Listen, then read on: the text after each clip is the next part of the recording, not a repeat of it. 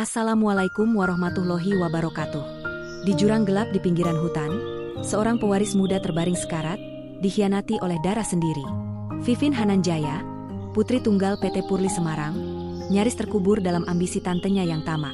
Namun, dari hutan yang sunyi, ia bangkit, menyamar, dan merangkak menuju keadilan. Akankah ia merebut kembali warisan ayahnya?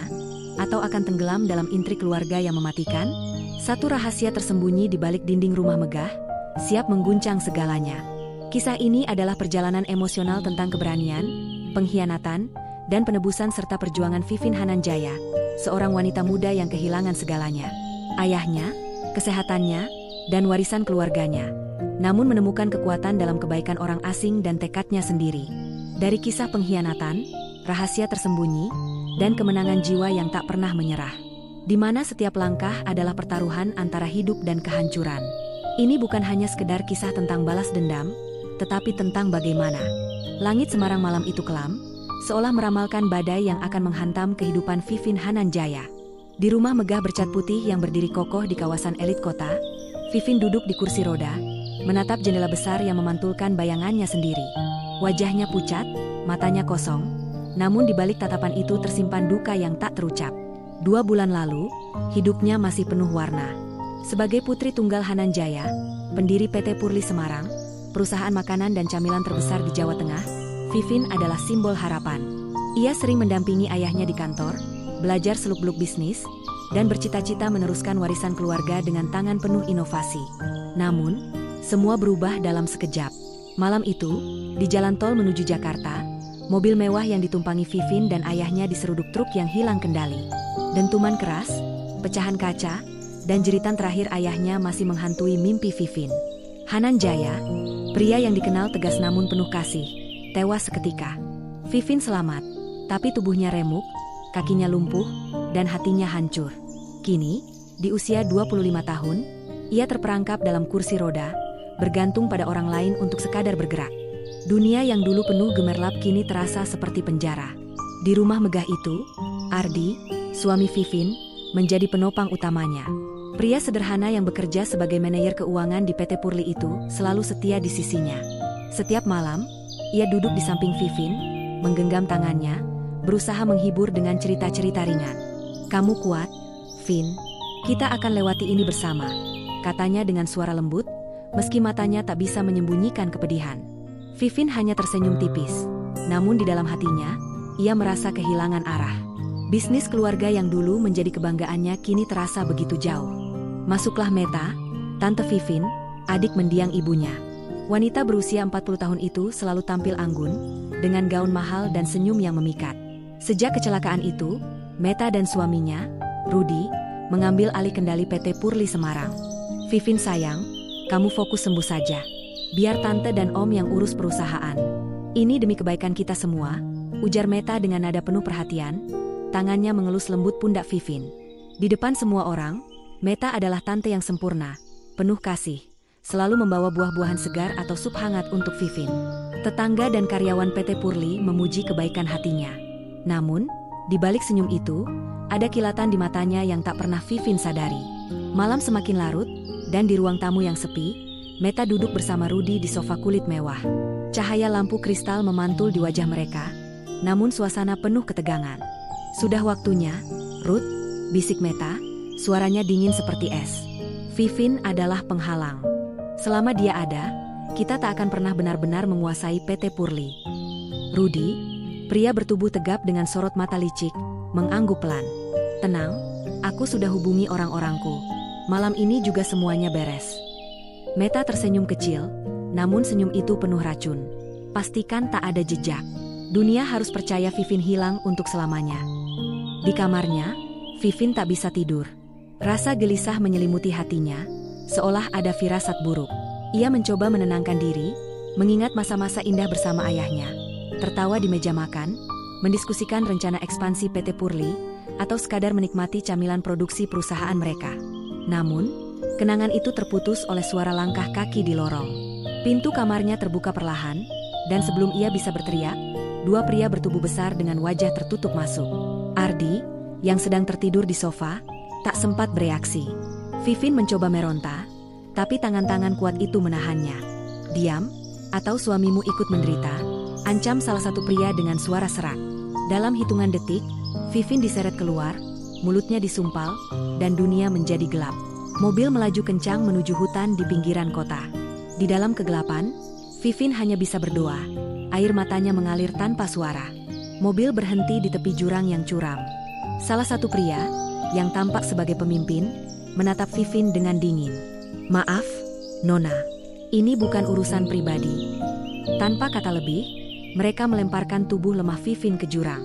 Tubuhnya menghantam ranting dan batu, kesadarannya memudar. Di kejauhan, suara mesin mobil menjauh, meninggalkan Vivin dalam keheningan hutan yang mencekam. Pagi harinya, Meta menerima telepon. "Sudah selesai, Bu." Vivin lenyap. "Jasadnya tak akan ditemukan di hutan itu," lapor pria di ujung telepon.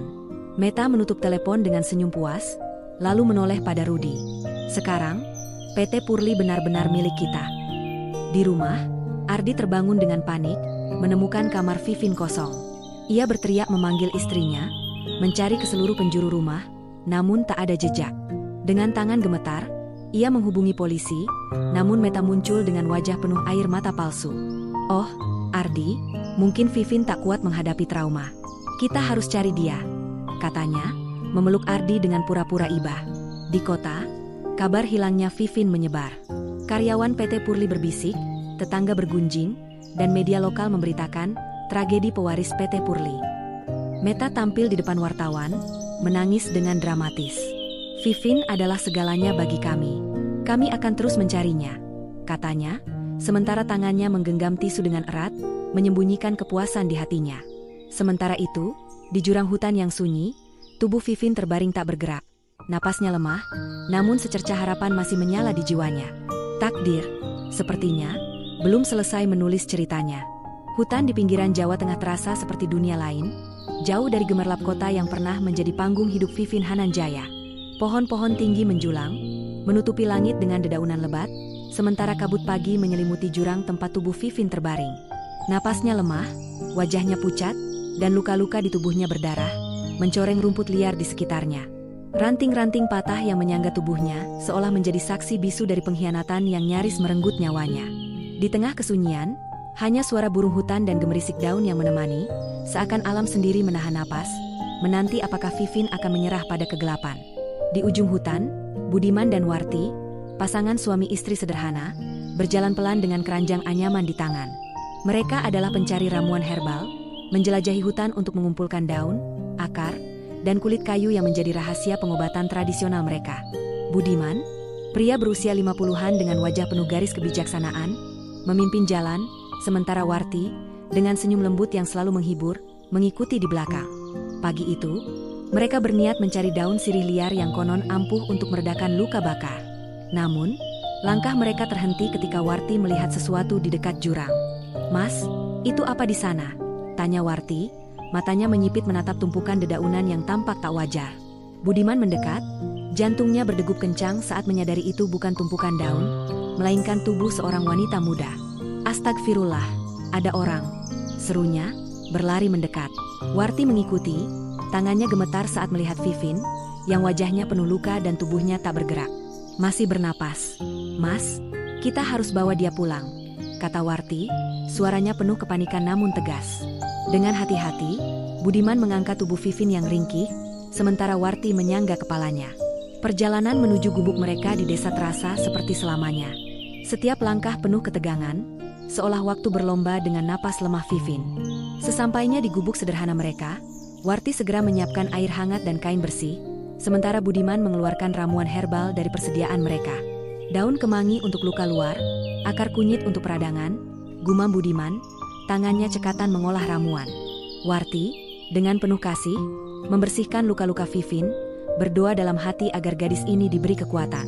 Hari-hari berlalu, dan Vivin tetap tak sadarkan diri. Budiman dan Warti bergantian menjaga, tak pernah meninggalkan sisi ranjang bambu tempat Vivin terbaring. Di malam-malam yang sunyi, Warti sering duduk di sampingnya, bersenandung pelan dengan lagu-lagu daerah yang menenangkan. "Kamu harus bangun, Nak, masih ada harapan untukmu," bisiknya, meski tak yakin apakah Vivin mendengar. Di desa kecil itu, Kabar tentang gadis misterius yang ditemukan di hutan mulai menyebar. Tetangga berdatangan, membawa makanan dan doa, namun Budiman dan Warti menjaga identitas Vivin, merasa bahwa rahasia gadis ini bukan milik mereka untuk dibagikan. Pada hari ke-10, mata Vivin akhirnya terbuka. Cahaya matahari pagi menyelinap melalui celah-celah dinding bambu, menyapa wajahnya yang mulai memerah. Ia mengerang pelan, tubuhnya masih terasa seperti ditindih batu. Warti, yang sedang menumbuk ramuan, menjatuhkan alu kayunya dan berlari mendekat. "Alhamdulillah, kamu sadar," serunya, air mata menggenang di matanya. Vivin menatap Warti dengan pandangan bingung, suaranya serak saat berbisik, "Aku, di mana?" Budiman masuk, membawa segelas air jahe hangat, dan dengan sabar mereka menjelaskan bagaimana mereka menemukannya di jurang. Minggu-minggu berikutnya adalah perjuangan. Vivin, yang awalnya tak bisa menggerakkan kaki, mulai merasakan kembali sensasi di ujung jarinya berkat ramuan herbal dan pijatan lembut Warti. Budiman, dengan pengetahuannya tentang akupresur, membantu merangsang saraf-sarafnya. Namun, lebih dari penyembuhan fisik, kehangatan Budiman dan Warti menyembuhkan jiwa Vivin. Trauma yang menghantuinya, bayang-bayang kecelakaan, pengkhianatan, dan malah mengerikan di jurang, perlahan memudar. Di desa itu, ia belajar tersenyum lagi, mendengar cerita-cerita sederhana tentang kehidupan petani, dan bahkan mulai mengenakan hijab, mengikuti kebiasaan Warti sebagai bentuk penghormatan. Suatu malam, di bawah langit penuh bintang, Vivin duduk di beranda bersama Budiman dan Warti. "Aku harus kembali ke Semarang," katanya, suaranya penuh tekad. "Ada yang harus kuselesaikan." Warti memandangnya dengan khawatir, tapi Budiman hanya mengangguk. "Kami tak akan menahanmu, nak, tapi ingat, rumah ini selalu terbuka untukmu." Vivin menangis, memeluk mereka erat. Mereka bukan sekadar penyelamat, mereka adalah keluarga baru yang memberinya alasan untuk bangkit. Pagi itu, dengan hijab sederhana menutupi rambutnya dan secercah harapan di hatinya, Vivin berpamitan. Warti menyelipkan sebotol minyak herbal ke tangannya, sementara Budiman memberi nasihat terakhir, "Hati-hati, nak. Dunia di luar sana kadang lebih kejam dari hutan." Vivin mengangguk, matanya penuh api. Ia tahu, perjalanan ke Semarang bukan sekadar pulang, tetapi langkah pertama menuju keadilan. Di hatinya, ia berjanji akan membalas kebaikan Budiman dan Warti, dan mengungkap pengkhianatan yang nyaris merenggut hidupnya. Hutan yang dulu menjadi saksi kepedihannya kini menyaksikan kebangkitannya, saat Vivin melangkah menuju takdir yang menanti. Semarang menyambut Vivin dengan hiruk-pikuk kota yang dulu begitu akrab baginya. Namun, kini ia bukan lagi Putri Hananjaya yang glamor, melainkan seorang wanita sederhana dengan hijab menutupi rambutnya dan nama samaran, Vina, di kartu identitas palsunya. Jantungnya berdegup kencang saat ia melangkah menuju gedung megah PT Purli Semarang, perusahaan yang dibangun ayahnya dengan keringat dan mimpi. Gedung itu masih berdiri kokoh, dengan logo PT Purli yang berkilau di puncaknya. Namun Vivin tahu bahwa di dalamnya kini bersemayam pengkhianatan. Dengan tekad baja, ia mendaftar sebagai karyawan administrasi tingkat rendah, sebuah posisi yang tak akan menarik perhatian. Hijab yang ia kenakan, pilihan yang terinspirasi dari Warti, ibu angkatnya, menjadi perisai sempurna untuk menyembunyikan identitasnya. Hari pertama di kantor terasa seperti berjalan di sarang singa. Vivin, atau Vina, menjaga kepala tertunduk, berbicara hanya seperlunya, dan berusaha menyatu dengan kerumunan karyawan. Kantor yang dulu ia jelajahi bersama ayahnya kini terasa asing. Foto keluarganya yang dulu menghiasi dinding lobi telah lenyap, digantikan oleh potret Meta dan Rudy yang tersenyum penuh kemenangan. Hati Vivin perih, namun ia menahan emosinya, mengingatkan diri sendiri bahwa ia ada di sini untuk mengambil kembali apa yang dirampas. Manajer Personalia, seorang wanita parubaya yang tak pernah bertemu Vivin sebelumnya, hanya melirik sekilas lamaran Vina sebelum menugaskannya ke bagian arsip, pekerjaan yang dianggap remeh namun memberi Vivin akses ke dokumen-dokumen penting perusahaan. Di ruang arsip yang pengap, Vivin bertemu Devi, seorang karyawan junior yang ceria namun polos. Devi, dengan rambut pendek dan senyum lebar, langsung menyapa Vivin dengan ramah. "Kamu Vina?" "Ya, aku Devi. Senang ada teman baru di sini, soalnya kerjaan di ruang ini bikin ngantuk." Candanya, membuat Vivin tersenyum kecil. Persahabatan mereka tumbuh cepat. Devi, tanpa curiga, sering berbagi cerita tentang perusahaan, termasuk gosip-gosip yang beredar di kalangan karyawan. Tante Meta itu kelihatannya baik, tapi banyak yang bilang dia dan Pak Rudy suka main curang sama keuangan perusahaan, bisik Devi suatu siang, sambil menyeruput kopi di pantry. Vivin hanya mengangguk, menyembunyikan gejolak di dadanya. Setiap kata Devi adalah petunjuk. Setiap cerita adalah potongan puzzle yang ia susun dengan hati-hati. Malam-malam di kamar sewa sederhana yang ia tempati, Vivin mencatat setiap informasi yang didengarnya. Dari Devi, ia tahu bahwa Meta dan Rudy telah memindahkan sebagian besar saham PT Purli ke nama mereka dengan dokumen-dokumen yang mencurigakan. Ada pula desas-desus tentang kecelakaan Vivin yang dianggap terlalu kebetulan oleh beberapa karyawan senior. Kata Pak Budi di gudang, dulu non Vivin itu orang baik. Sayang banget nasibnya, ujar Devi suatu hari, membuat Vivin menahan napas. Ia ingin berteriak bahwa ia masih hidup, tapi ia tahu saatnya belum tiba. Dengan sabun dan air mata, ia mencuci muka di wastafel kecil kamarnya, berjanji pada pantulan wajahnya sendiri bahwa keadilan akan datang. Seiring waktu, Vivin mulai memahami pola kerja Meta dan Rudy. Mereka sering mengadakan rapat tertutup dengan direktur-direktur tertentu, meninggalkan karyawan lain dalam ketidaktahuan. Vivin, dengan aksesnya ke ruang arsip, menemukan salinan laporan keuangan yang menunjukkan transfer dana besar ke rekening-rekening asing. Ia juga mendengar dari Devi bahwa Meta sering membuang dokumen-dokumen lama ke tempat pembakaran di belakang kantor. Malam itu, dengan jantung berdegup kencang, Vivin menyelinap ke area tersebut setelah jam kerja. Di antara tumpukan kertas yang hangus, ia menemukan sobekan dokumen yang menyebutkan nama ayahnya dan kepemilikan saham asli PT Purli. Bukti itu kecil, tapi cukup untuk menguatkan tekadnya. Sementara itu, Meta dan Rudy tengah menikmati liburan mewah di Hawaii, yakin bahwa tak ada yang mengancam kekuasaan mereka. Di Semarang, Vivin terus bekerja dalam bayang-bayang, mendengar, mengamati, dan merencanakan. Devi, tanpa sadar, menjadi sekutu terbesarnya. Suatu hari, saat mereka mengobrol di kantin, Devi bercerita tentang seorang karyawan senior yang dipecat karena terlalu banyak bertanya soal keuangan perusahaan. Aku dengar dia bilang ada dokumen penting yang disembunyikan di rumah Bu Meta, kata Devi, matanya berbinar penuh rasa ingin tahu. Vivin hanya tersenyum tipis. Namun di dalam hatinya, ia tahu bahwa rumah Meta adalah kunci berikutnya. Malam itu, di kamar sewanya, Vivin memandang hijab yang kini menjadi bagian dari dirinya. Hijab itu bukan hanya penutup kepala, tetapi simbol kelahiran kembali yang diberikan Budiman dan Warti. Ia teringat nasihat Warti, kebaikan akan selalu menemukan jalan. Nah, dengan tangan gemetar, ia mencatat rencana berikutnya, menyusup ke rumah Meta untuk menemukan bukti yang lebih kuat. Di luar, kota Semarang tertidur, namun di hati Vivin, api keadilan terus menyala, siap membakar pengkhianatan yang telah merenggut hidupnya. Malam itu, udara Semarang terasa lembab dan penuh ketegangan. Vivin, yang menyamar sebagai Vina, berdiri di depan cermin kecil di kamar sewanya, menatap pantulan wajahnya yang kini tersembunyi di balik hijab sederhana. Jantungnya berdegup kencang, bukan karena takut, tetapi karena ia tahu malam ini adalah langkah krusial menuju keadilan. Devi, teman sekantor yang tak pernah curiga, telah mengundangnya ke rumah Meta, rumah yang dulu adalah milik keluarga Vivin. Undangan itu datang tiba-tiba, saat mereka sedang menyelesaikan laporan di ruang arsip. Vina, mampir ke rumah Bu Meta yuk, aku disuruh ambil dokumen, tapi takut sendirian. Lagian kamu belum pernah ke sana, kan? Ujar Devi dengan mata berbinar. Vivin mengangguk, menyembunyikan gejolak di dadanya. Ini adalah kesempatan yang ia tunggu-tunggu. Perjalanan menuju rumah Meta terasa seperti deja vu. Mobil yang dikemudikan Bima, orang kepercayaan Meta, melaju melewati jalan-jalan yang dulu begitu akrab bagi Vivin.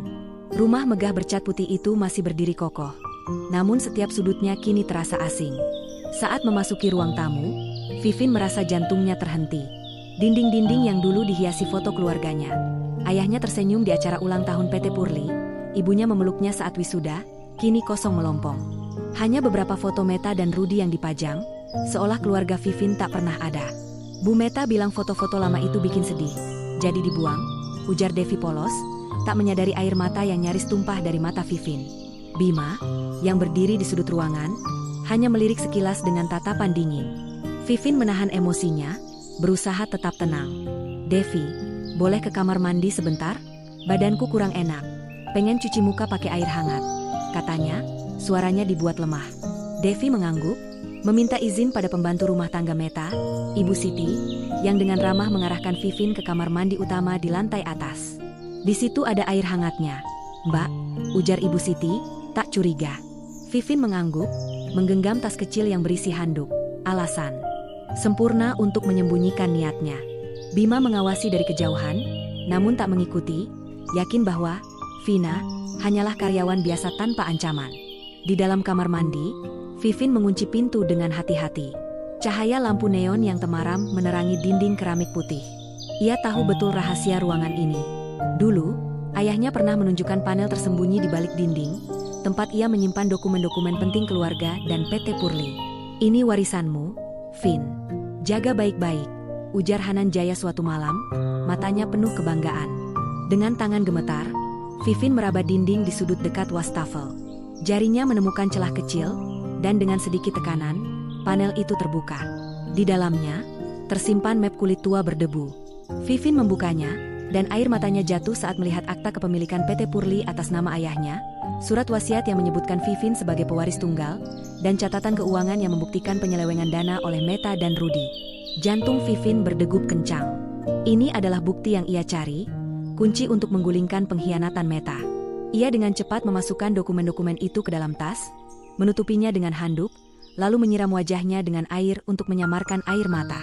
Saat keluar, ia berpura-pura menggigil. "Makasih ya, Bu Siti. Udah mendingan sekarang." Ibu Siti tersenyum, tak tahu bahwa gadis di depannya baru saja mengambil senjata pamungkas. Devi, yang sedang mengobrol dengan Bima, menyambut Vivin dengan candaan, "Lama banget, Vin. Takut kesurupan hantu di rumah besar ini, ya?" Vivin tertawa kecil, menyembunyikan ketegangan di dadanya. Malam itu, di kamar sewanya, Vivin meneliti dokumen-dokumen itu dengan saksama. Setiap halaman adalah bukti pengkhianatan Meta, transfer dana ke rekening asing, kontrak palsu, dan bahkan catatan tentang penyelesaian masalah Vivin yang membuat bulu kuduknya merinding. Ia tahu, waktu Meta dan Rudy untuk menikmati kekuasaan curian mereka semakin menipis. Namun, ia juga sadar bahwa ia harus bergerak dengan hati-hati. Bima, dengan tatapan dinginnya, adalah pengingat bahwa Meta memiliki mata dan telinga di mana-mana. Vivin harus tetap tak terdeteksi hingga saat yang tepat tiba. Di Hawaii, Meta dan Rudy tengah bersulang dengan segelas anggur di tepi pantai, tertawa riang tanpa beban. "Kita akhirnya bebas, Ruth.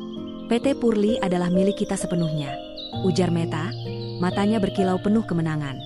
Rudy mengangguk, "Dan tak ada yang akan menghalangi kita lagi." Di Semarang, Vivin duduk di bawah lampu redup, menulis rencana di buku catatannya.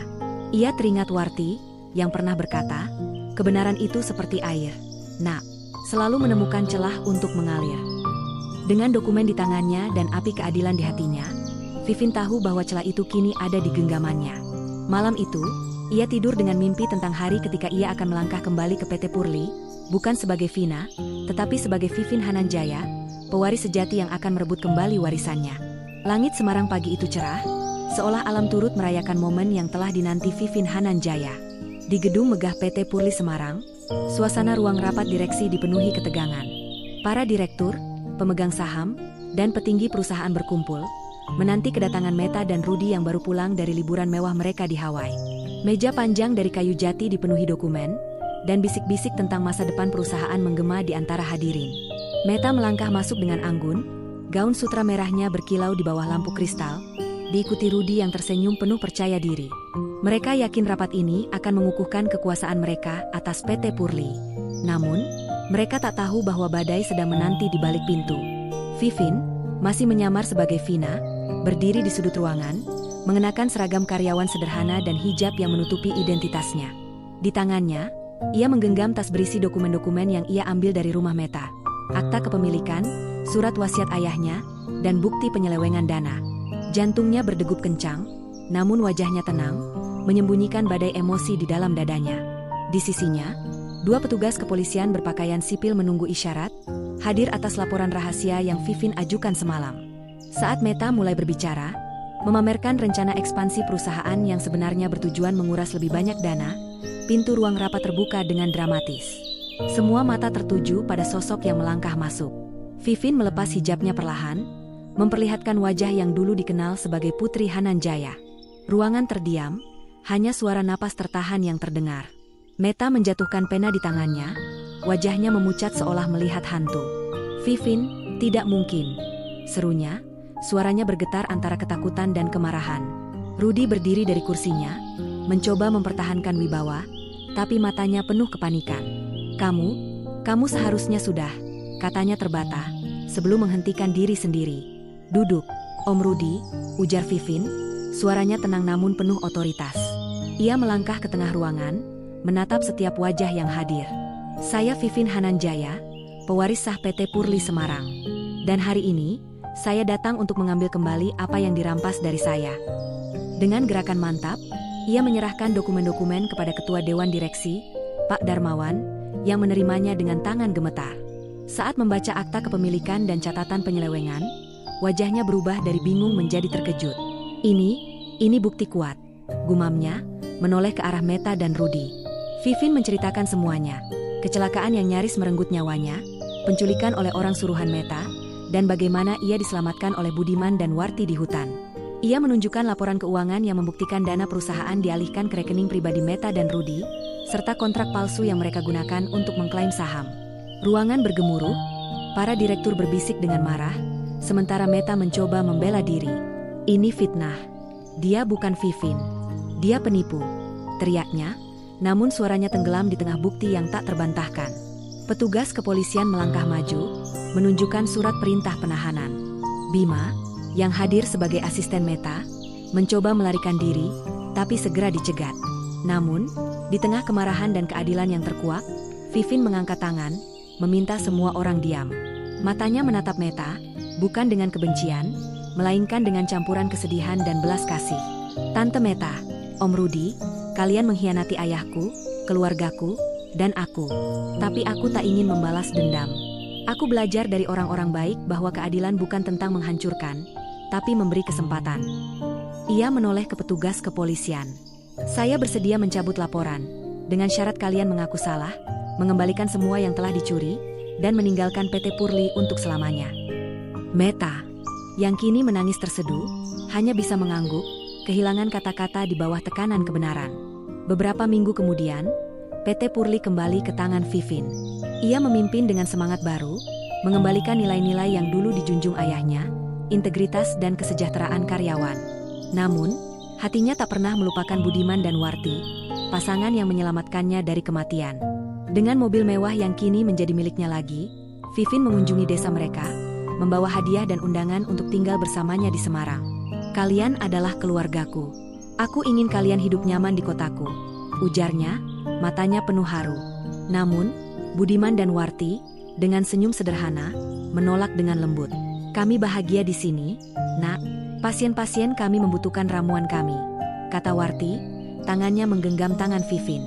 Budiman menambahkan, melihatmu bangkit sudah cukup bagi kami. Vivin pulang ke Semarang dengan hati penuh rasa syukur. Di bawah kepemimpinannya, PT Purli berkembang pesat, menjadi simbol harapan dan keadilan. Ia mendirikan yayasan kesehatan untuk mendukung pengobatan herbal di desa-desa, sebagai penghormatan kepada Budiman dan Warti. Di malam-malam sunyi, Vivin sering menatap foto ayahnya yang kini kembali menghiasi dinding rumah. Berbisik, "Ayah, warisanmu aman bersamaku." Di hutan yang dulu nyaris menjadi kuburannya, kini ada harapan yang tumbuh. Dan Vivin, sang pewaris, melangkah dengan kepala tegak, membawa cahaya ke masa depan.